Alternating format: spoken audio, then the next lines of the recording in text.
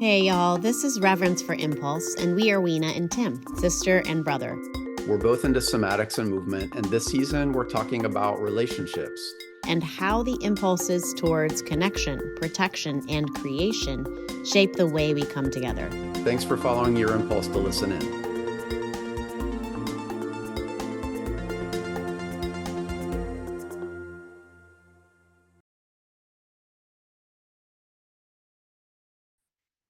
Christal Brown is someone I met in college, and she's always been a force. She's a force of movement, of strength, of empowerment, but she also has this really unique way of living her life that is so clearly centered and oriented around her spirituality and what she values. Never mind the fact that she's incredibly entertaining and such a prolific speaker as well as mover. And it was so fun to spend this time with her.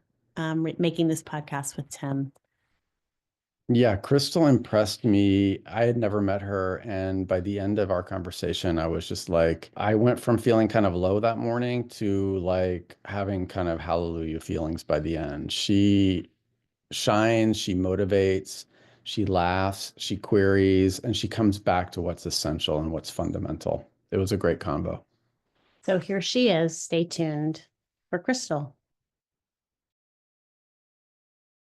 I mean, your vibrancy has always been there. And I remember reaching out to him. I reached out to Crystal. I mean, Ori was maybe like 2 or 3. Uh-huh. And I remember reaching out to you just because I have always felt sort of connected and like compelled to connect with you around this really clear drive in who you are. And it's like I felt it then, even with a newborn. And I remember reaching out, just sort of wondering also around spirituality and relationship to God, because that was something that I was curious about. And anyway, so those things are sort of on my mind. Yeah. Huge driver for me, right? So, full disclosure, Tim, like your sister was a superhero. Right, like I'm sure you know this. I've definitely seen her fly through the air. Right. So she's a superhero, and so when did you graduate, Weena? What year? 98. Yeah. Okay, so she graduated 3 years before us, right? My class, and so we're looking at them as like, oh my God, like what are we supposed to do that compares to this? Oh my, like superhero style, right? So in my mind, I think there's probably this, what I always tell people at this age, in this stage of the game, is that you don't make friends on the playground. You make friends because you have such a deep respect for people, and like you desire that energy in your life. And so you do whatever it takes to get near that person. Right. So this mutual respect has been there from the beginning. Like I was trying to be a superhero. Come on. Like everybody wanted to be like Weena Pauly. Like, can you do that? No, we can't do that. I can't even stand on one leg. Right. So all the things. So I appreciate you saying that, Weena, but the driver for me has felt like it was circumstantial in many ways as I've been evolving, but I've noticed as I evolve as a person that it's always been spiritual. It's always been kind of this God practice, right? So we were in undergrad, I'm there, and at this point, basically it's only like 3 Black people there at this point, Tim. Like UNCG is not the thing it is now. We were like, every time I go back, I'm like, what in the LL Cool J is going on here? Right. So I'm this like young Black woman who's coming into this dance program. My focus is already kind of hybrid because I didn't think I was good enough to be a professional dancer. So I'm trying to be on this teaching track. And then I'm over at the HBCU around the corner marching in the band to like do this other thing and be with my friend, all these kind of confluences. I'm trying to get a business degree at the same time because I think I'm going to go back to my hometown and be the first Black dance teacher. And then my father dies. Right. And so, and also the year that he graduated the summer before I went into my senior year, where I had gotten this internship because the person they really offered it to had dropped out. And so I got the second call at ADF. And like, that's really what kind of put me in the mix of professionals.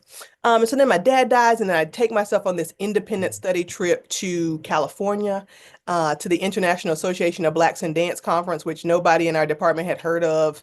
And I was like, I'm just gonna go. I heard it's cool. And so I go out there and I get like this baptism into like this is what Black dance is, and maybe you should do this. And I'm like, I got no training in this. I'm a white modern dancer on the inside. I'm rolling over the top of my feet. I'm laying on the floor. Like, what are you talking about? Like, I'm missing all this. And so coming back from there, I was realizing that, had my father, not died, I would have taken the lesser route. Right? Like my career is pretty miraculous. Like in my body is every pillar of Black dance from contemporary to traditional, like Chuck Davis, Bill T. Jones, B.B. Miller, Jowale, like all of those. I've had the opportunity to do all of those things and would have never tried if my father had not passed away. Right. So like understanding bigger picture, like gateways to what seems to be the harder process of life, but really getting into the larger opening, right? Like had I not done that, I would have still been like in a little tributary, right? But like this whole death and loss opened me up to the ocean. Mm. Right. So just like feeling and understanding those things now as a spiritual practice of how powerful a yes is when the no thank you feels very easy. Mm. Right. No, thank you. I could just go back home. No, thank you. I could just teach in a public school. No, thank you. I'll be okay. Right. But like people being like, why don't you do this? And why don't you do that? And I'm like, I can't even do a split. Are we serious here? Like, what are we talking about? Right. Is So that, do you feel that as your superhero origin story? This moment of senior year and the death of your father, or does it go further back? Where did you get bit by the radioactive spider? yeah, it's way back. I think it's even further back than that, Tim. And I didn't realize it until I started my coaching practice and started telling these stories to my community via email. And then those stories turned into like a 30-day devotional, like a book of my stories and how I failed. And I realized that the spider bite comes from being dropped off at the wrong place in a carpool. Yeah. Right. So I started dancing because my best friend's mom was in a hurry to get back to work and was like, Chris, I can't get you over there right now. Just stay here with Alicia. And so I'm sitting watching her take a dance class when I'm supposed to be in a torturous piano lesson, which thank God, right? And so then I go through this kind of debate with my mother, like if I play the piano for one more year, I could take dance classes, but we really couldn't afford the dance classes. So she ended up working in the office and I ended up teaching by the time I was 14 and cleaning the toilets and all the things, right? And I was 14 years old, making $25 an hour teaching dance. And I was like, oh, well, this must be my life. This is what I'm going to do. Right. And so that was the spider bite that made me think, and it's different, like every origin story, like you're talking about, right? Like the reason the spider bite took hold was because my brother and I are 8 years apart. So we're basically raised as two only children. So my brother started battling addiction when he was 16, which means I was 8. I got this spider bite, this drop off at the wrong place in a carpool when I was 9, right? Because there was no more energy in the house for me. Right. I'm a very kind of I learned to be a very solitary person. Like I'm writing in the back, I got poetry books from second grade of like, all the things, right. So this kind of spider bite took hold because it was the place where I got all this attention for being good at something. Right. And I was You like, got seen. You yeah, were seen. Yeah. right. Yeah. I was watching early on, I didn't know it then. Like I was watching female entrepreneurship at its finest. Right, like I was watching my dance teacher like turn it over, like boom, boom, boom, and I was watching this woman who wasn't married, who was financially free, who was doing the things she loved, and I did, at that moment I was like, well, I guess that's it. Wow. Let's do that, right? And It so makes, yeah. Go I ahead. think that's where kind of begins. Before that, I was also working on Saturdays at a hair salon, like taking out road, watching other women be women with their own kind of lives and money and like, all the things. And like it's one of those old Southern stories where like you're in a hair salon and women are like, blah, blah, blah, blah, blah, and a man walks in and it's like, sure.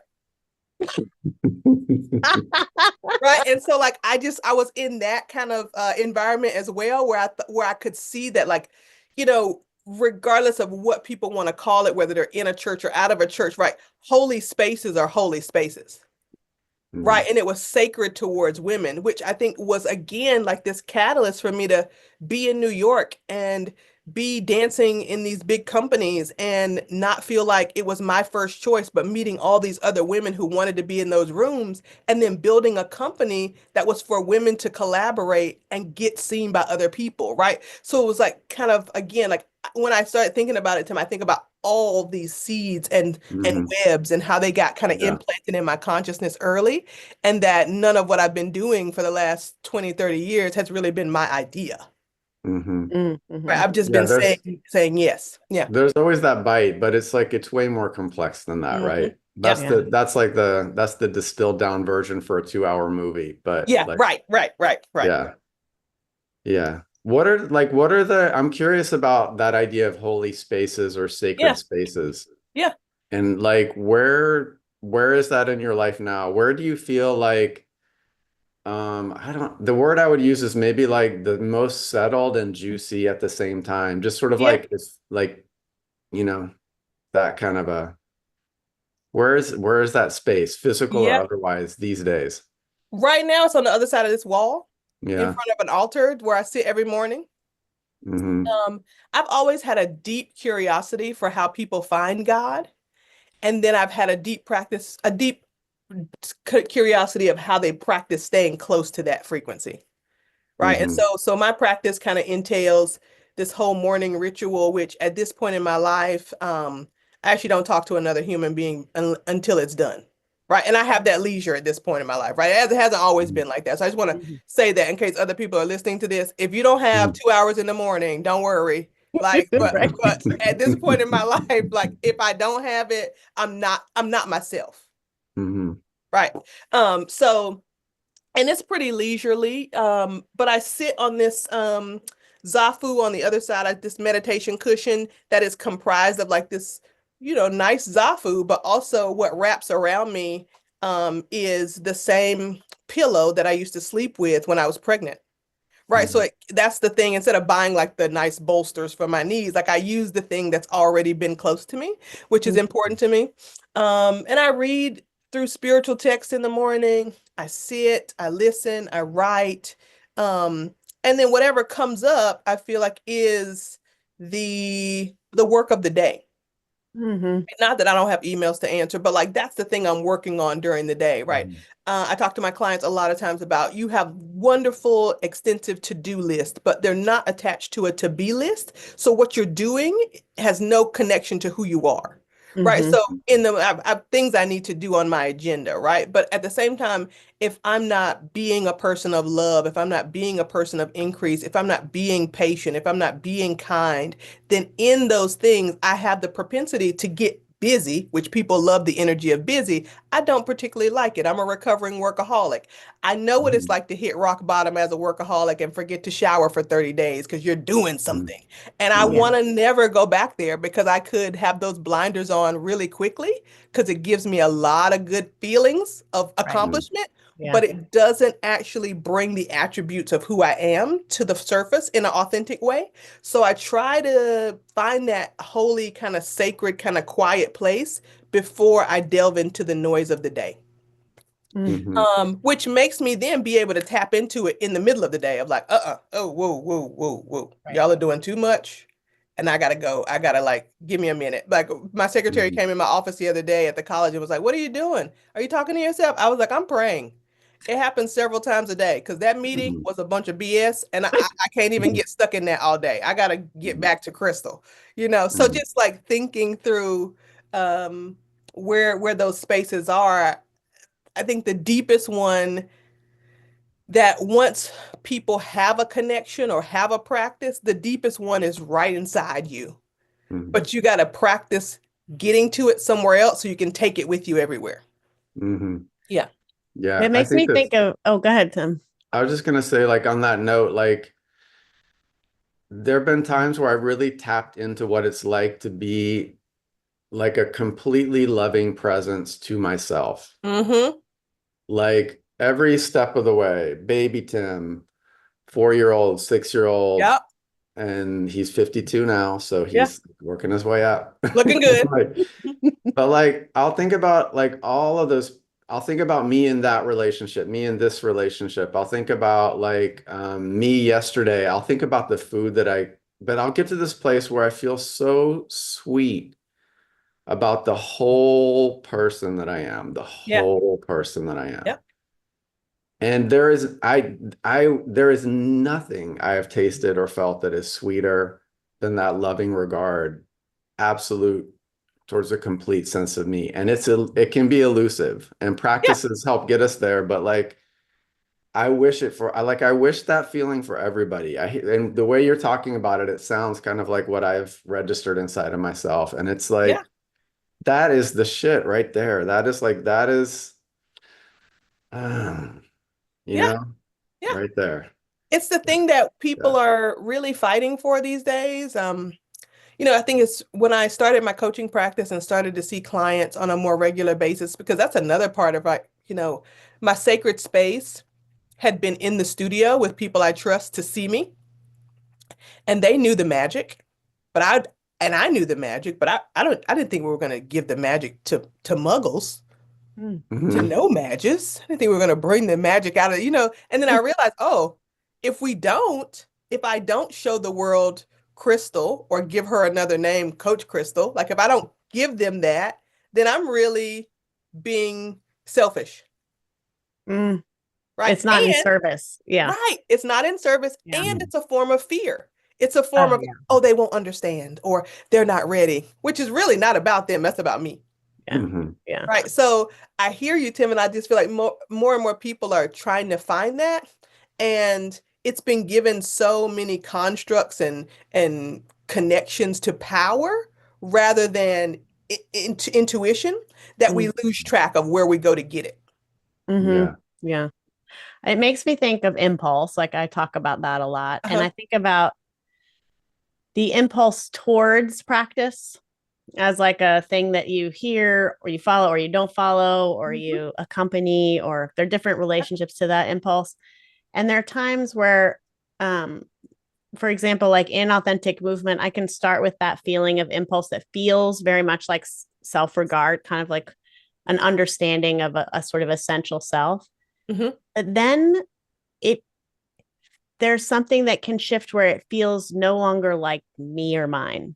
Yeah. And that feels like a relationship to something Mhm. else. And that Mhm. sort of like what you're saying, Tim, too, that sort of loving self-regard almost feels like it's not that it's coming from outside, it's coming from inside, but it's also not mine. I didn't make it Yeah. up or generate it. It's like Mhm. it comes from something larger. Mhm. And that's always, it's funny that you asked a question about where, Christal's practice is, or like, what does it look like? Because I think for us in our family, Christal, we didn't grow up with any kind of religious practice. And we have Mhm. pretty traditional rituals like Thanksgiving or Christmas Yeah. but God wasn't really discussed, not like a taboo, just Mhm. there's a bunch of atheists in our house. Yeah. And I mean, I would say I'm not an atheist. And I remember going to a friend's sleepaway camp that was a Christian sleepaway camp. And I could feel Church a little camp. of the judgment from my mom, like, ew. Mhm. But I loved it so much, Crystal. And it wasn't the Christianity, it was like just the love Mhm. going in that chapel every Yeah. morning. And there was light coming through the windows, and we were singing about love. I was like weeping. It was just like, I Mhm. was like, this is so intense. And I think for me, it was orienting around that kind Mhm. of idea of loving Yeah. one another. And like what you're saying, Tim, I guess maybe they didn't use that language of like self-love or regard in that way. But when that vibration was brought to the center, it affected me very Yeah. much and physically. And I've always sort of been in a longing for that. And I can't really find it. And it's like in my Yeah. head, I have like, oh, I'm just going to make a church that's like, we're Mhm. like singing and dancing and we have different speakers and they talk about what moves them and how they love And another. And I'm instead you like, ended up with a podcast. Yeah. Right, right, like, right. It's the same. It's interesting, right? In the first year of my coaching practice, the most beautiful thing about the practice of coaching people, for me, Other people, they're in it for different reasons. Is building community out of strangers. Love Right. that. And so the first year, like literally, I would have clients who would log on at 7 o'clock on Mondays and be like, "Welcome to the Church of Steps and Stages." And I'd be like, "Are y'all serious?" And they'd be like, "Yeah, I don't go anywhere on Sunday, but I come on Monday." And I'd be like, "What is going on?" Right. And so that I feel that way, that people are like, they're gonna find a space that's going to be sacred for them where love is palpable so that they have permission to do the next thing. Mm-hmm. Right. And so like this bigger energy, I think it's the same thing that, like Tim, you're saying, right? Because that way that we love ourselves is some type of reflection of the divine's love for us. And we don't get to tap into it all the time because we don't understand love with each other that way. But once we do find it, we're like, oh, this is how I was supposed to be from the beginning. Like I was like this in the beginning, and then all this other crap moved me or put all these layers. I didn't even know I was taking this stuff on, right? And now, like as we shed, we just get back to our original.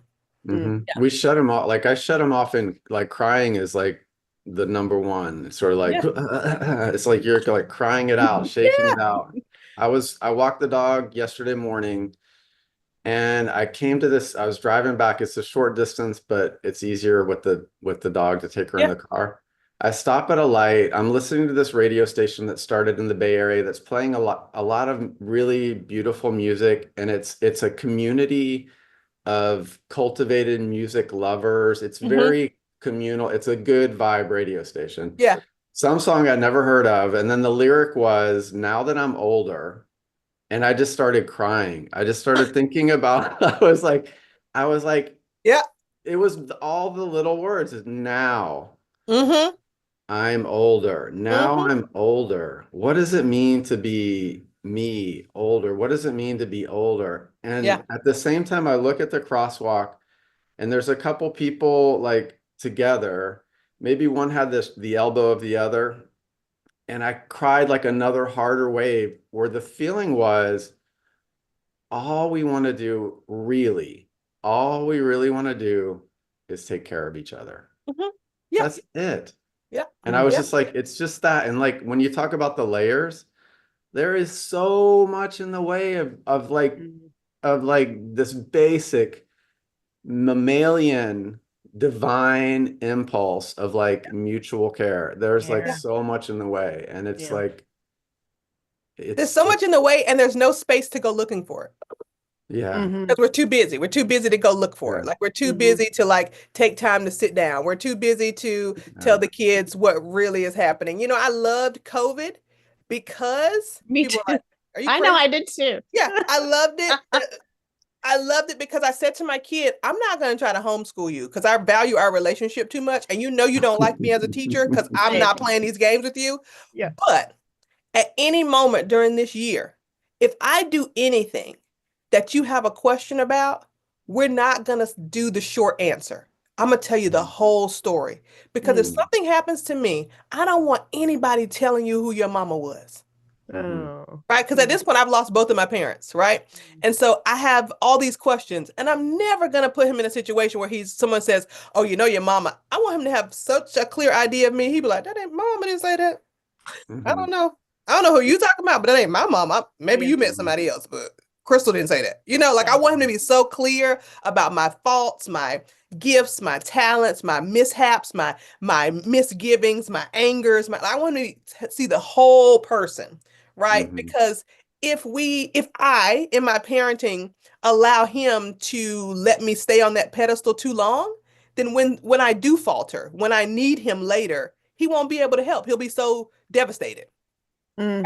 And I saw that happen when my parents passed away with my brother, right? Like that devastation of loss. But it's really that desire that you're saying, Tim, to want to take care of each other. But if we're not honest with each other about who we are, then care can't be authentic. 100%.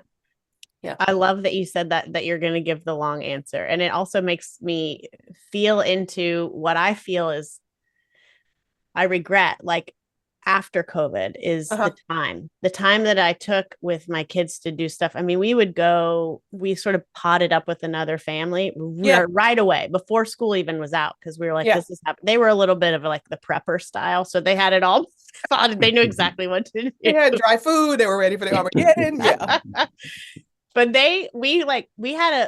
we had an outside schedule and system of trading kids so people could work. And we were Uh-huh. outside for 6-7 hours every day. Yeah. And we brought hammocks, we brought snacks, and there was something Oh. about how it was easier for me to align my schedule and life around those values of taking that time, of moving your body outside. I just had more agency to do that. Mhm. And then as normalcy came back in, it feels like it's sort of like out of my hands again. Like I no longer have that.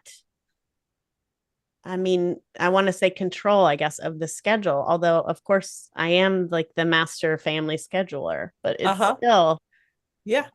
there's all these other structures and systems of value that come in, and I want to share. I don't think mine is the only way, Mm-hmm. but I miss feeling that kind of orbit around what I really care deeply about. Mm-hmm. That it felt very tangible. And I think part of what I'm learning in just this conversation, and I've been feeling it for a while, is like I need to find a way to bring back in these little rituals that light me up inside, that feel so true to who I am. And I can feel Like what? that longing. It's hard. It's Like hard. what? What's an example? Like doing authentic movement with my kids, Mm-hmm. or going upstate and being off screens for 48 hours, or taking a walk and not knowing where we're going. It's like it's so much easier to default now to these other systems and habits that have sort of kind of crept in, and Mm-hmm. I rely on. So that's the tricky part too, right? Like I rely on those to take care of my kids or get my kids from there to there, or to get but then I lose the tangible unfolding presence of what's happening, because Mm-hmm. I'm passing off a lot. And I think it's also my kids are getting older. So that's part of and you can speak to that, I'm sure, the trajectory of like letting go more and more of what you have control over and what you get to Mm-hmm. decide for your kids. You kind of got to let them choose. And Mm-hmm. yeah. Well, I Do think, you go ahead, Tim.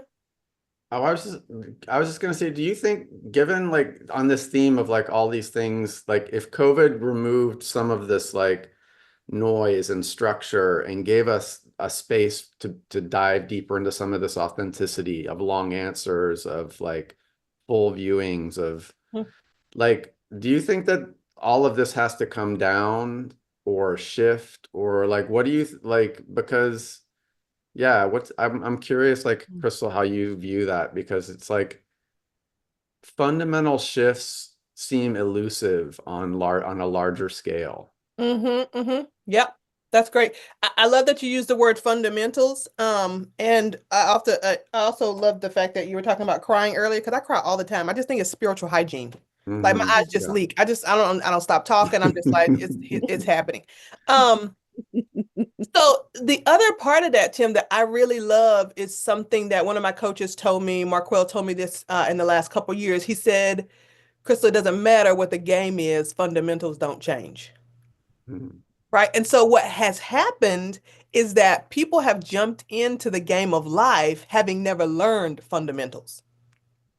Right. We've never learned soul care. We've never learned listening. We've never learned love in its tangible form. We learned that loving people was about giving them what they wanted. We learned that being successful was about sticking to the script and getting to the top of the ladder. We learned that talking was about having good words and not necessarily listening and being in a conversation. So we learned all these false fundamentals that got us in the game, but we can't play the game well because Mhm. we don't have fundamentals, right? Like when we think about basketball, it doesn't matter what tier of the game you're at, you dribble, you pass, and you shoot.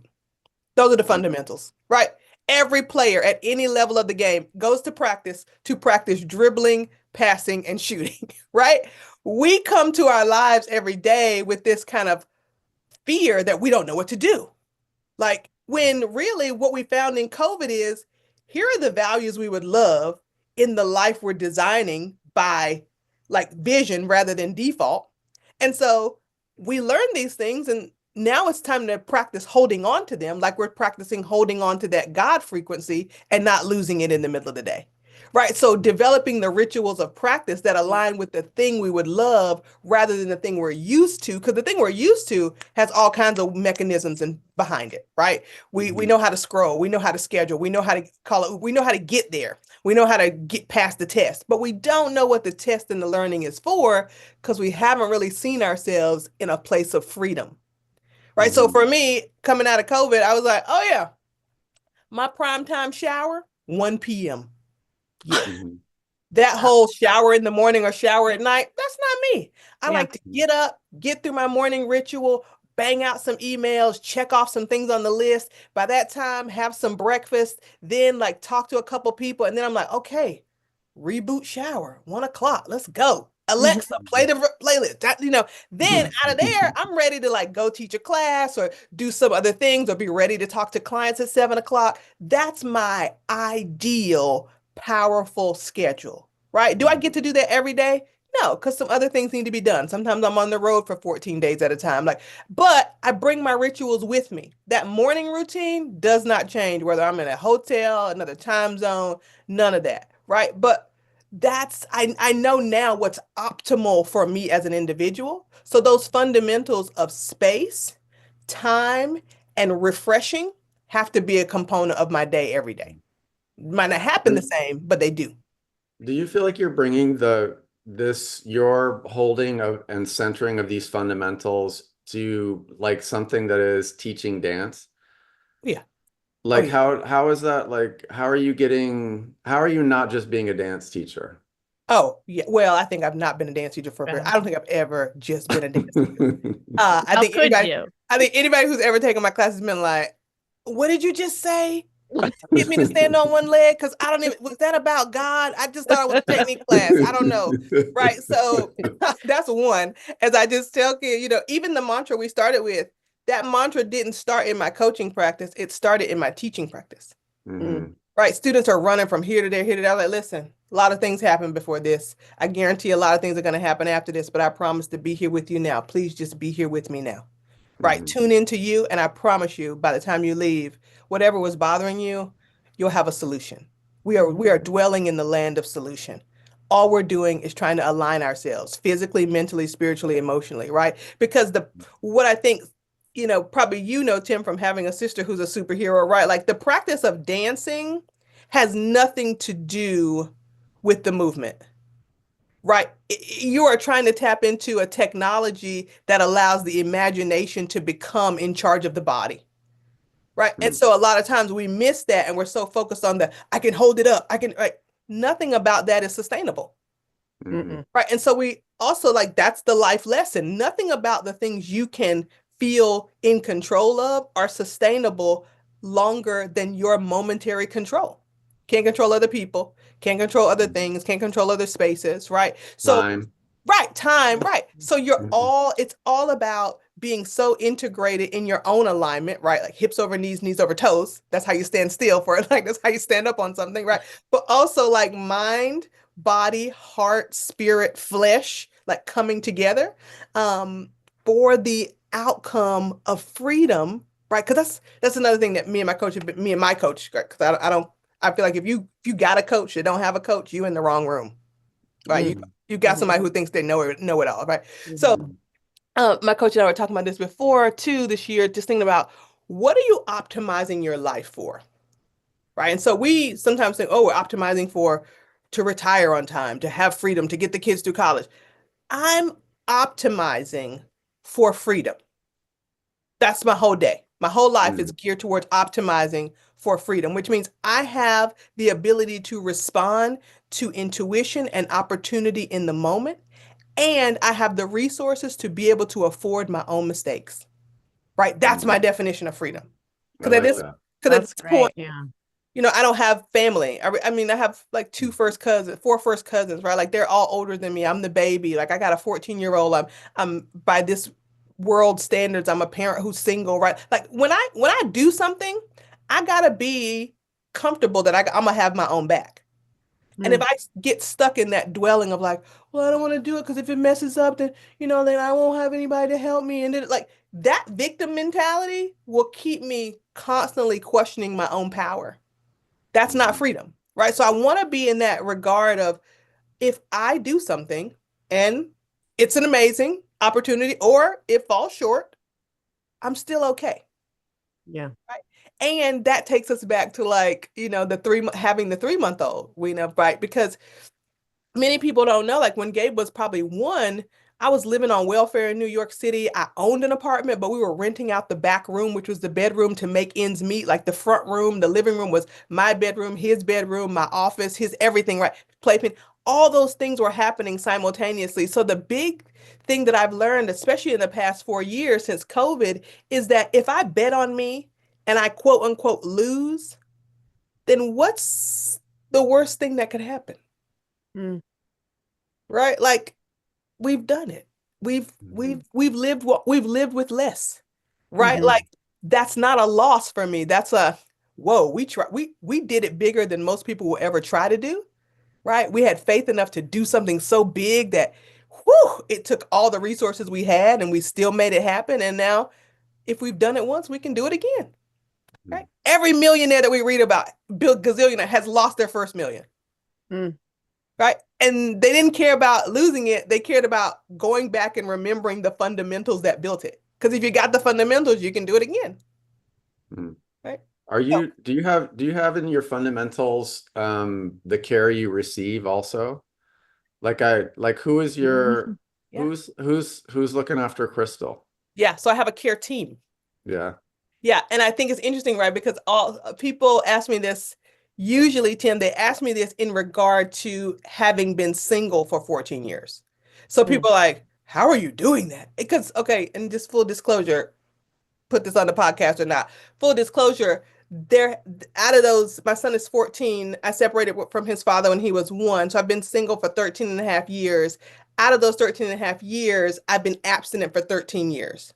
Mhm. Right. So this kind of like mentality of like, where does love come from in my life and how am I cared for has become a very different web and a very different container for me. Right. So one, I have a care team. I have, like my medical doctors, my primary care. I have a therapist. I have a chiropractor. I have an acupuncturist. Right. I have coaches. And then I have 9 girlfriends who I've had since I was in kindergarten. Some of them I talk to all the time. Some of them I don't, but they give me a barometer. Some of them keep helping me grow, and some of them show me how much I've grown. And I've started to invite people into my life as a part of the vision where I say to myself, I want to make 3 new friends this year. And those people are people I respect. And so I reach out to them and I say, listen, I know you got a family. I know you're busy, but I'm coming through your town. You want to have coffee? Like I don't want to pick your brain. I don't want to make this feel like work. I just feel like from afar, your energy is interesting to me and I want to be around you.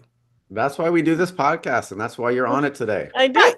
Yeah, Right. Like exactly. that simple. Right. And Yeah. so in Yeah. the past, few years, like there have been people who have tried to enter my life kind of in a romantic way, and they just haven't been, the thing that I would love.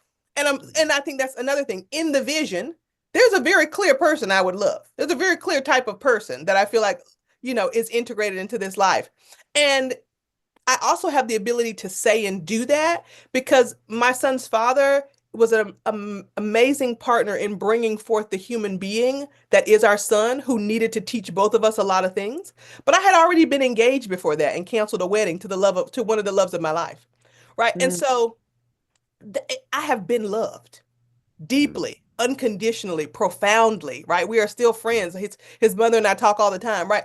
But the thing is that I'm not missing anything. And I Mhm. think sometimes we think if we don't have the outcome that the thing should have had, the shoulding, we don't shit on each other. I don't shit on myself. I don't shit on other people, right? Like if we don't get the outcome that we thought that process should have had, we think we lost. But I Mhm. don't think I lost anything, Mm-mm. right? Like I know what love is. Like there are many people that I find in the world who have never been loved, Mm. right? And I have been loved. Like we almost got married. Like, and then we Mhm. realized, oh, we're really good at love, but we're probably not going to be good at marriage. That's a whole different thing. I don't know if we're good at that, like that part, but we've been really good for each other right now, right? And Mhm. so like knowing that that's not a failure, but like that is like, oh my gosh, like if I find that again, great. If I don't, that's okay. But also noticing how it shows up. Gabe Mhm. and my ex-fiance's birthdays are 3 days apart. We were in the hospital all at the exact same time because his niece was being born on his birthday. Right? Like Mhm. our lives have been kind of soul intertwined from the very beginning. Mhm. Right? So like again, not missing the connections of what we thought we wanted and missing what we actually have. Right? Yeah. So yeah, just lately have I been like, oh, okay, well, maybe I'm ready. And then I thought, well, do I honestly have the patience to get to know a whole new person Yeah. and to try to get them up to date on all the crystals that have come before the one you met? Yeah. Not to mention keyword capital C compromise. Yeah. Yeah, Like it's a a lot of heavy, compromise. heavy, like that where does compromise meet freedom, right? Yeah. Oh Yeah. yeah. Uh-huh. Yeah. That's, I mean, I would say like being married now, almost 13 years, Uh-huh. that is and it's a shifting place of compromise where I feel like I have all my shit met and then I'm like, oh, now we're over here and now you're getting all your stuff and it moves around. And that's sort of what I mean. Like when we first started, we had a lot of really strong rituals Yeah. that we did together and we even did with the kids. And those are sort of gone. And I feel this shift of like, where am I compromising what I really want to bring into this? And, or am I just sort of like allowing things? There's a lot of, I think a lot of my lessons in that compromise were learning how to give up control, learning how to let go, learning how Yeah. to let someone else lead, Yeah. Blah learning blah how blah blah to, blah blah blah. but now I'm also like, wait, did I swing over there too far? I mean, in some ways, no. I Yeah. definitely have all the things I want, but there's little things that I miss bringing in, um, specifically around, I guess, ritual too. But yeah, that conversation and that dance between two people and the sovereignty and autonomy of each individual has been, I think it's why my marriage is successful because we both have a lot of freedom and a lot of Yeah. autonomy Mm-hmm. and it's more like we have to work on the inside compromise together part more. You Mm-hmm. do Mm-hmm. great. Like go Yeah. do your thing. I'm doing my thing. Like that all works great. Yeah. Yeah. The tending to the in between, that tender space of like where you're really bumping up against wants, um Yeah. moving a little bit towards the other or away towards the Mm-hmm. self. Yeah. Yeah. And for me, I mean, I guess y'all know this about me. I mean, I think it's pretty evident if anybody ever met me, right? Like if I'm going to do something, I'm all in. And that's Mhm. rough Yeah. for a lot of Yeah. people. Like, I mean, I think people think that they want to be in my life or they want my attention. And then like when the spotlight is on you, like, are you in Get this? ready. They're like, Yeah. like, are you talking to me like all day? Like, right? Like that's rough for people. Um, and I have not trusted myself up until now, I think, really. I said I wasn't going to date till my son got out of high school. Right? Because I've seen I've been teaching other people's children since I was 14. And I grew up in a house that my parents felt like they were divorced, but they weren't. And I've had children come into my office as a college professor and just, be so distraught about the relationship that made them and how like, oh, I'm named after my dad but I hate him, or like, my parents are getting divorced and I don't know where I stay, all the things. I Or like my mom has had 15 boyfriends and it's so stupid they keep coming over here trying to be my friend, like all this Mhm. dumb stuff. And I was like, let's not do any of that. Let's Let just, me steer clear. yeah, the kid is gonna have enough to deal with being the only chocolate drop in the school or his class in Vermont. So let's give him less stuff to deal with. Like it's okay, right? Um, and so just lately have I said to myself, right, like, well, actually, this is a question from my therapist. She said, Mhm. if there were someone, past, present, future, who would they be? And this face popped into my mind of a man that I met on the campus of UNCG in 1997. And I Mhm. picked up my phone and I said, I think you should have dinner with me for my birthday. And he Oh. said, that seems out of the blue. I said, let's think of it as more like out of reach. And so I bought him a plane ticket and he came up for my birthday. Wow. That is, Right. talk about impulse. Yeah, like just I love it. following the thing. But also like it's that level of I've had a crush on the man for 27 years. Like Yeah. back 27 years ago, Christal would have fell at this joker's feet and been like, what would you like? This Christal is like, you coming or not? Let me know.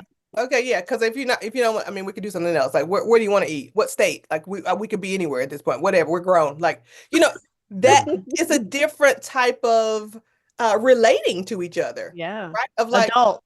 Yeah. yeah. So, and I had to, I ran it by Gabe. My kid's name's Gabe. I had ran it by Gabe. I said, listen, I think I'm gonna go on a date. And he was like, oh, okay. And he was like, with who? And so literally we live in a town where there are no Black people. And he was like, that guy that was on the bike. And I was like, Gabe, I know you have never seen your mother go on a date, but I do have better taste than that. Like, they don't just, it's not, come on, give me a break. Right. He was like, because he's never seen it. He can't fathom it. Like, Yeah. how did you even get to, who is this person? Where did you meet them? Right. And so I gave him the whole backstory. He was the backstory. We call it the backstory. The young kids call it the lore. So I had to tell him the lore. Oh, really? Okay. Thanks. Tell him the lore. And he was like, okay. And I said, because Gabe has been raised in church, right? Because, when about a year after he was born, I thought to myself, oh, wow, like I have a curiosity about God, but I also have a curiosity that's built on a foundation of people not answering my real questions about God when I was younger. And if I take him back through this method that I started with, maybe he'll be able to at least ask better questions, right? And so I started being a practicing Christian 13 years ago when he was born again. And I was like, okay, we're going to look at this from a Buddhist lens of practice. We're going to look at this not from like this stereotypical check the box, be a good person. We're going to look at it from if there was really only one Christian ever, and that was Jesus, like nobody else did it. Nobody else was perfect. Like, you know what I'm saying? If we look at this text from a real place, you can call yourself whatever you want, but there's only one of them. He did it. He made the lifestyle. If you can do it, great. I said, I'll practice until I get one good day right, and then I'll bring the rest of everything I know back in. And I haven't done one good day yet. So that's how I kind of explain it to my kid. Here are some strategies for being a good person. If you can do all of them every day, maybe write a book. I don't know. Second coming. Right. Okay. Right. But at the end of the day, these are just guidelines. They're not mandates. Nobody expects you to be perfect, but it does keep you kind of like in the realm of knowing what you can and can't control. Right. So that's been our practice. We go to church every Sunday. He actually lives away at boarding school now. So we go to the same online church. We talk about the things like we, listen to the sermons. So even in that, I had to explain to him like this dating thing. I was like, yeah. And like this dude is not probably what you would expect mommy to date. Like he's probably not going to go to church.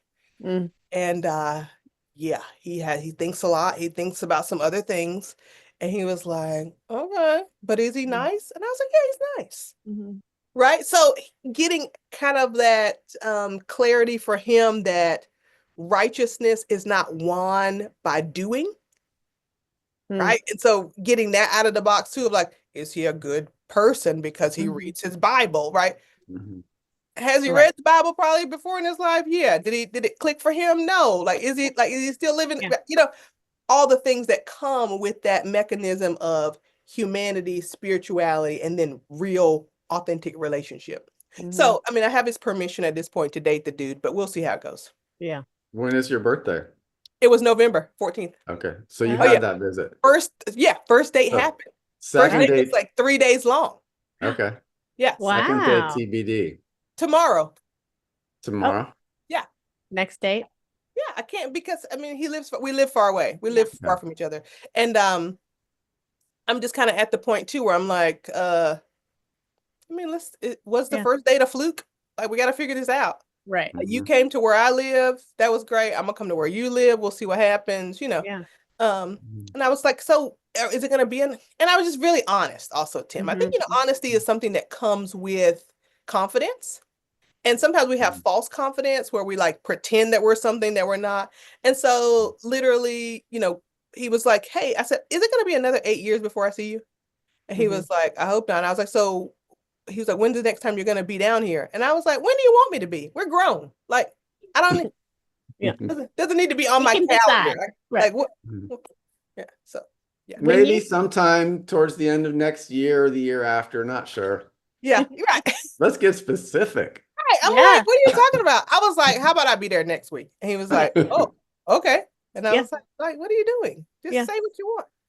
Yeah, our mom, she had a best friend in high school, or a good friend, that there was like a little dating energy. For sure he wanted to, but they weren't really like a couple. Yeah.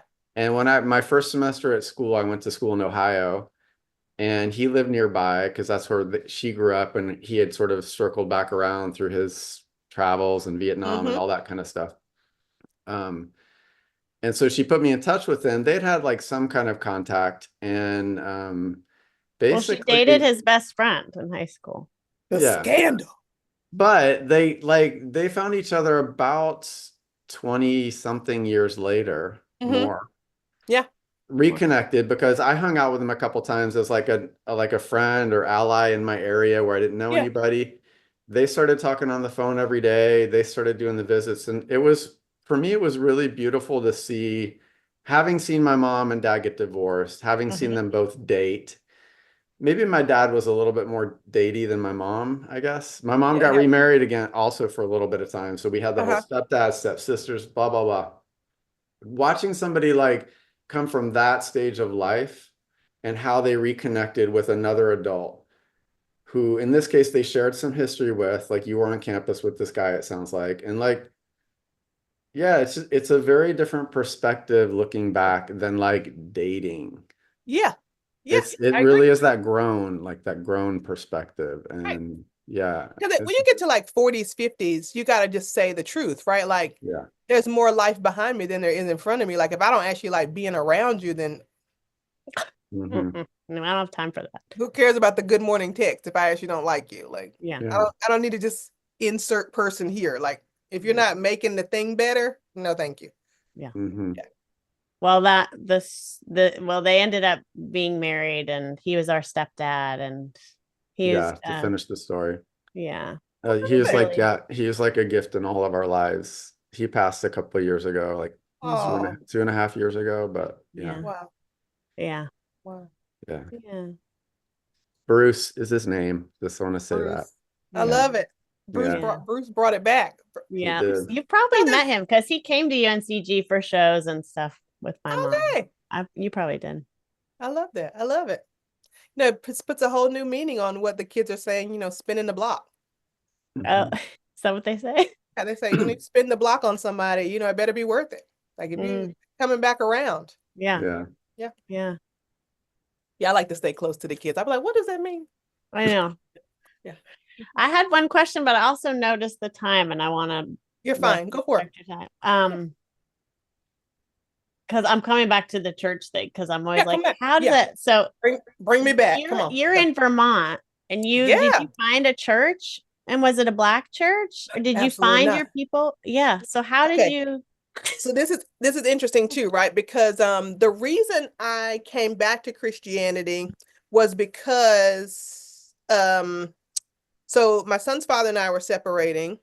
My mother was coming to New York for Easter. I gotta find, and I just said to my dancers, we were in rehearsal, I was like, yeah, my mama's coming to New York. I gotta take her to church somewhere. Where do I need to go? Right. And this is in New York. And so my dancer, Alex, who's also a UNCG alum, was a part of this church called the International Church of Christ, which gets a little bit of a bad rap because there was some bad leadership for a while and it turned into a cult. But, everything is a cult. A dance company is a cult. Like, we understand that a little differently. So she was like, oh, just come to church with us in Harlem. So I take my mom to this church.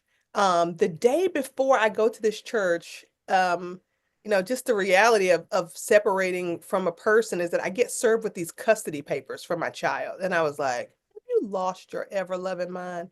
So I'm like livid.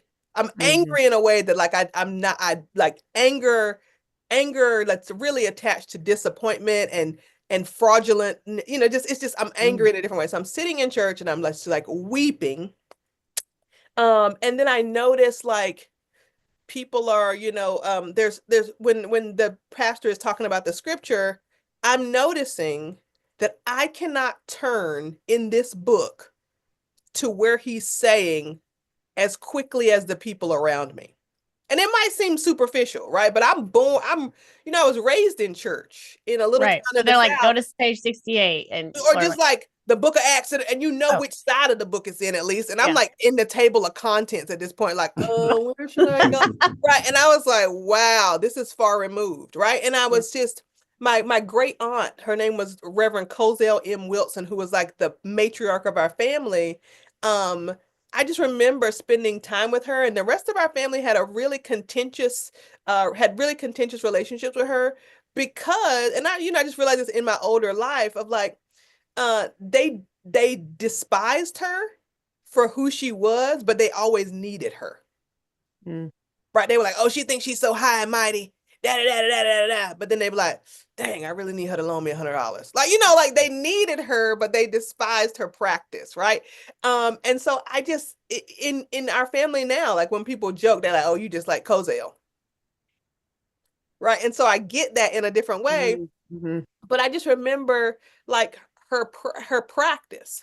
And we didn't talk a lot about God. People didn't open up the Bible at home and read and tell me what it meant, but it was a cultural thing that you showed up for, right? And showing up is a lot of what life is, just showing up, right?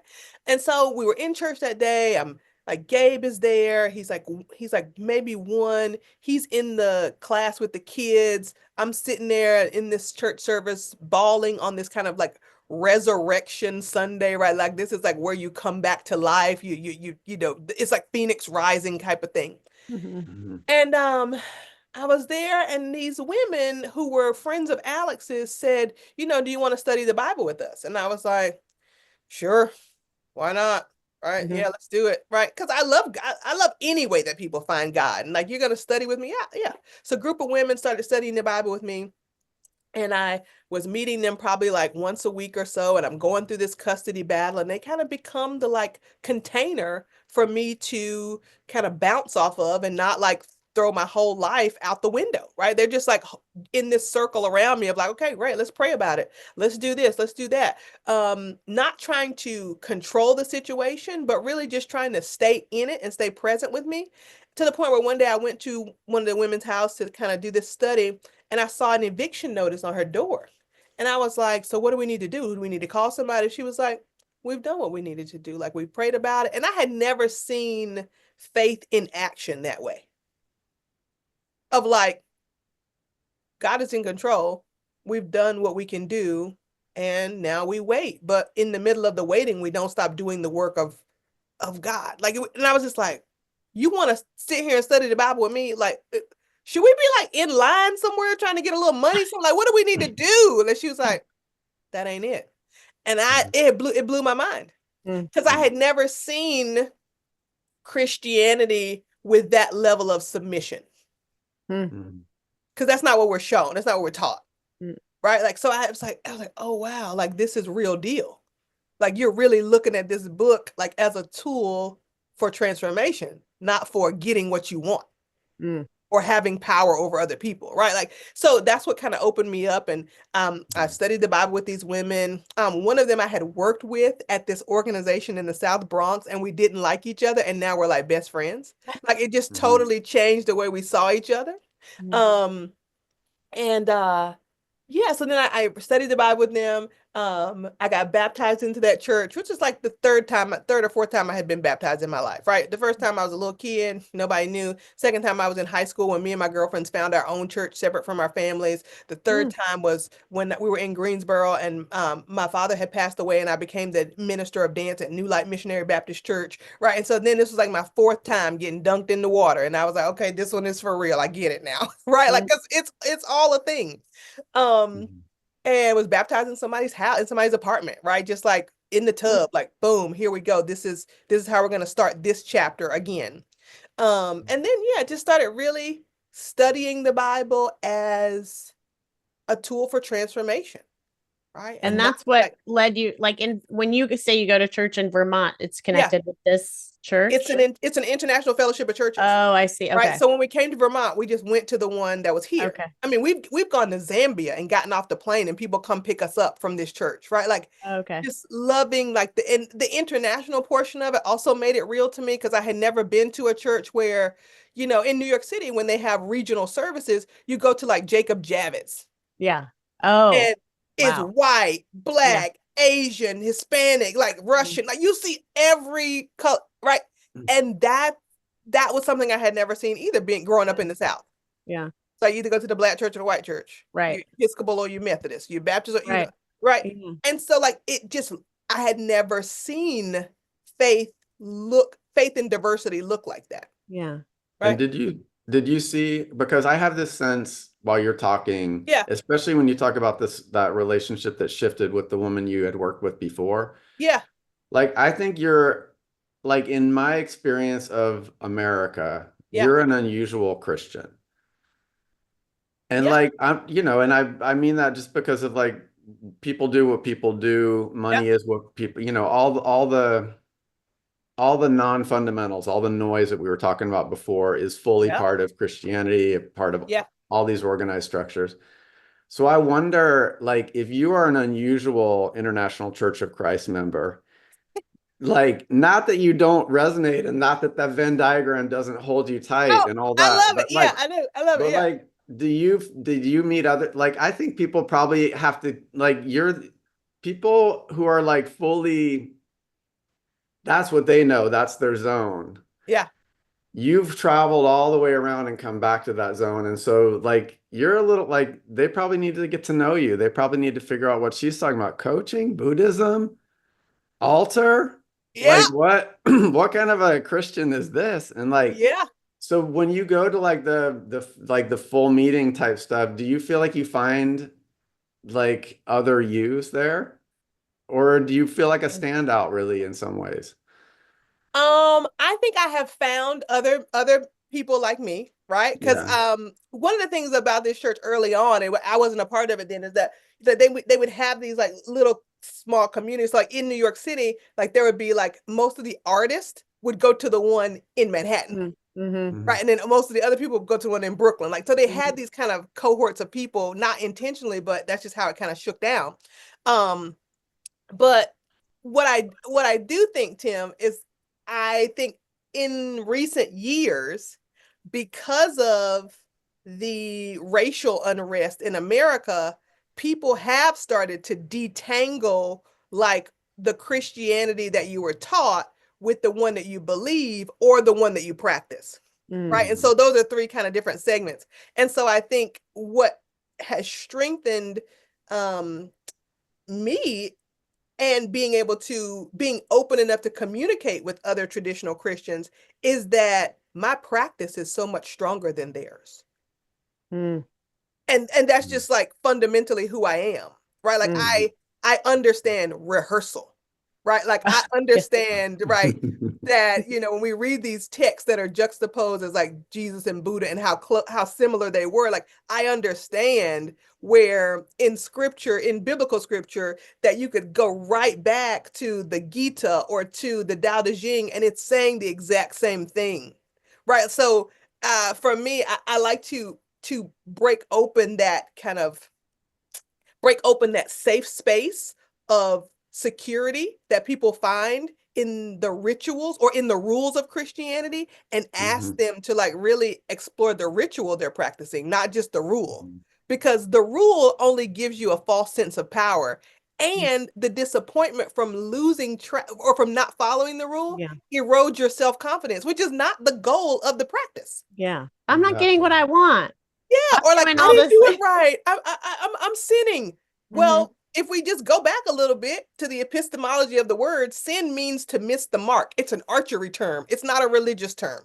We're gonna miss the mark every day on something, right? I got when the red line comes up in your email, you missed the mark on spelling, sin. Like just call it, just like as a scorekeeper, because that's where the word comes from. Sin, right? It's flying up all day. Like when if we like put it in context, it's I'm just not so like picturing like somebody on my shoulder, like shouting that out yes, 40 times a day or whatever. right. Like flag on the play. Like that's like getting context, right? Because we're not, and I think, you know, even like when we take this back, right, to like trying to give this structure to my son, right? Like this is not something that tells you God loves you or not. Like God is going to always love you, right? This is just a marker for how close we're being to the real example. Like if you go to like, you know, taking a test or something, you don't show your work on the math page, right? Well, I don't know if you really know, Mhm. right? Like Yeah, some of this, fundamentals. We're back yeah, to that. And I exactly. think ritual, like I think hearing you talk about ritual, me talking about missing ritual and the rituals you have in your life, this I'm thinking of like the baptisms, like being dunked in water, these rituals in an apartment, like the water and these different ways and different styles that ritual can show up, that they don't always look like sitting at an altar. They can look like something. And I hear people talk about that, like my morning coffee is my ritual. And it's like, Yeah. okay, but like what's the intention really? Like Yeah. what are we talking about? And I Yeah. think I'm hearing from you something that is like so tender to me, is this coven kind of women and rituals, and like the way that's been around you and the way you've brought it forth for others, or Yeah. created rituals around that and this very female sort of divine feminine presence around it, and mothering. And there I'm thinking about it also because I just accompanied my friend through her first birth from start to end, and it was a Wow. home birth, and it was unbelievable and amazing. And it was all these women in her apartment, you know, she's a single mom, like tending to her, and the midwife. And it was just, there's something, the rituals that were being created right there are ones that are repeatable, Yeah. are ones that you can bring intention to and sort of formulate into something you do over and over again. And I know this, but it's like I think it's the community around that really supports the repetition of those rituals. I mean, you've got a strong ritual on your own, but like I think it's so much easier when I'm with another, when it's established within my family or within church, or when you have community that's like, we do this. When someone dies, we cover the mirrors. When this thing happens, we do this. And every human I know longs for that kind of ritual. And it's this dance between sort of authentically creating ones that are you're surfacing and uncovering in your life as they happen, and then holding carefully, along with, you know, preordained rituals that date back into ancestry, you know. And like, how do you figure out that dance through there? I'm thinking a lot about that. Yeah. You know, I think it's two things that I thought about while you were talking. You know, one is that I've traced my core desire back to support. And support is different than admiration. Like, because we've had careers where people are you just admiration all day long, but you have no idea who I really am or what I need from you. Right. So I've had this deep desire for support, and that support is coming from an initial wound of not having the support from my biological mother. So when I keep surrounding myself with these women, I'm retooling the wound. Right. I'm just healing myself. It's like salve, you know, it's like this thing where my mother was an amazing woman, but she was also like, she was married to a man who lost both his legs in Vietnam and then had two children with this man after. Like, there's no PTSD training in the 70s. You know what I mean? Like, I have no idea what she was going through. Then she has a kid who's like battling addiction. Like, and then she has this girl 8 years later who she's like, I just thought I was like, I'm 35 in the 70s is like, why are you having another kid? You know what I mean? So I can't imagine what all the things she was dealing with and trying to do something or build a family that she'd never seen before, like in a well-to-do neighborhood or like a middle class, you know, trying to do things that she didn't have a blueprint for. And it just became a web of like trying to keep it up to date. So I can't imagine like my compassion for her at this point and stage in my life for who she was and what she was trying to do is really the catalyst for my own healing. But that practice of healing still comes from putting myself in rooms with women who can see me and love me and support me. Right. And that keeps happening over and over because that wound is going to be there forever. Right. So it doesn't mean that I got to hurt forever. it means I got to heal forever. Mm. Right. And so then the other thing that made me think while you were talking, that everyone's life is a proliferation of their healing, whether they want to engage in it or not. Mm-hmm. Right. You can keep wounding yourself the same way, or you can address the wound and like keep healing. But there's also this idea that the rituals need to be communal. But a lot of times our rituals fall short because we lack our own self-discipline.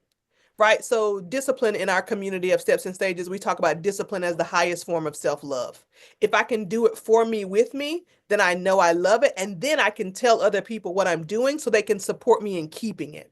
Mm. Right. So like I have most people who are a part of my circle, second, third concentric cycle out, know about my morning ritual. So literally I will get text messages from people like, have you read your Bible yet? Because I got something to tell you.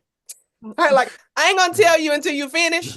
But call me when you finish, because I got something to tell you. Like I need to know if you're ready to hear this, just things like they want to know if I'm fully present before, because they also know like I love her enough not to disrupt the things she's building. Yeah. And for people to know that about you allows them to participate in the person and the life you're building. Mm. A lot of times we're like holding what we do so close to the vest because we're afraid someone else might judge it, but we actually need their energy to validate it. Like, support it. Like, why are we keeping it secret? I need you to not interrupt me during this thing because it matters to me, and they want to provide that. Exactly. I love that. My version of that is like being weird and wanting to be like with weird people, just because weird is like somebody who isn't afraid to say it. Weird probably roughly translates into authentic. You know what I mean? Yes. But it's like, but yeah, like when you're weird, people admire it actually. People and at the very least, other quote unquote weird people recognize it, and they're like, oh, this person's real. Like, and there's almost an automatic, like I said, this basic impulse is towards like supporting each other ultimately. Mm-hmm. Yeah, exactly. Yeah, I think you're totally right about that. And we as emerging human beings especially find ways to be ourselves, or to at least push against what the expectations are, right? So, I hear people who are, self-proclaimed as weird right now, but then I look at what they're doing and I'm like, you're just doing what they're doing. Yeah. Like you That's want not to yours. be weird. Like what? Like what's your weird? Like be your weird, please. You're, be your weird. The real weird. Yeah. For real. Right. Well, we should be conscious of time. I got like another couple things I got to head out to. I don't want to cut us real short, but like, in the spirit of authenticity. Oh my gosh, Christal, what a like deep and divine dose of your energy and life force and love and wisdom. It's like I feel very tender when I listen to you. Oh, like it really does. I feel soft, and I feel permission, and I feel like really here, and I feel very grateful for how generous you are with yourself in sharing who you are with me and Tim. Yeah. Thanks. I mean, I think that's really all I want to do in the world. So, yeah, I felt this a lot. Yeah. Right here. Yeah. It's been really sweet to connect with you as a stranger, but connect. Yeah. Real connection. Do you have anything coming up that we can push out to folks that they should know about? People, a woman who is trying to get their vision, value, and voice to align should be at the 3V conference, March 9th through 12th, 2025 in Philadelphia. It's just 3vwomen.com. Okay. And people who want to check in or like have a call with me, they can just go to stepwithchrystal.com. Christal, thank you so much. Thank y'all. Oh my God, Christal Brown. Like, she's the elixir that I want to keep drinking. She's just a force of so much energy. Tim just hopped up. For anyone listening, hopped up and said, I felt sick before this podcast, but now I'm going to go. I have been healed. You've been healed No, and he's she's ready to like, kill this and I day. mean, like, you know, we're Yeah. like, we're playing with like Christian churchy things, but like, what was so cool about meeting her is finding somebody who is a practicing Christian, who is like basically exploded out into all these directions and return home to Christianity with these perspectives. But really, like, it was so cool to talk to her about fundamentals of like what relating is, what humanness is, what What love love is. looks like. Yeah. And it, you know, and all of these fundamentals being something deeper and more knowable and intuitive than what the culture kind of would typically describe them as. She's really in Yes. touch with the heart of things. She really is. She's the real deal. I feel so moved when I'm with her. I feel energized. I feel deeply inspired. She's a voice of a leader. She's a voice of guidance that I think so many people are craving to hear and to be guided by. I know you are. Girl, Y'all check out the show notes. she is amazing. Yeah. Go check her out. All the info's in the bio. Thanks for listening. We'll see you next time.